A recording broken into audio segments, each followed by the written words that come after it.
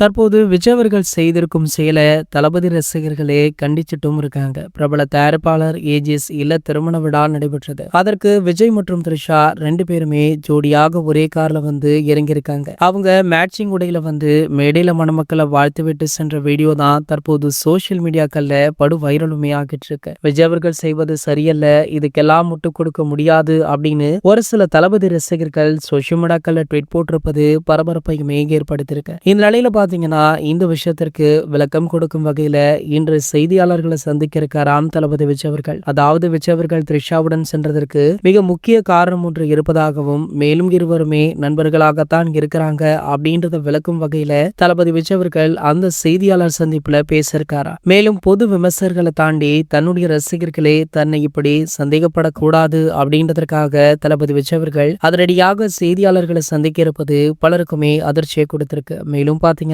அந்த செய்தியாளர்கள் சந்திப்புல தளபதியை எதிர்நோக்கி பலவிதமான கேள்விகளுமே விழும். அதற்கெல்லாம் இவர் என்ன பதில் சொல்ல போறாரு அப்படின்றது எதிர்நோக்கி தமிழக அரசியல் களமே ஆவலுடன் காத்து கொண்டிருக்கு. சரி, ஓகே, நேற்று நடந்த இந்த சம்பவம் பத்தி நீங்க என்ன நினைக்கிறீங்க அப்படின்ற உங்களுடைய ஒப்பீனியனை கீழே உள்ள கமெண்ட் செக்ஷன்ல கமெண்ட் பண்ணிட்டு நம்மளுடைய சேனலை மறக்காம சப்ஸ்கிரைப் பண்ணிக்கோங்க.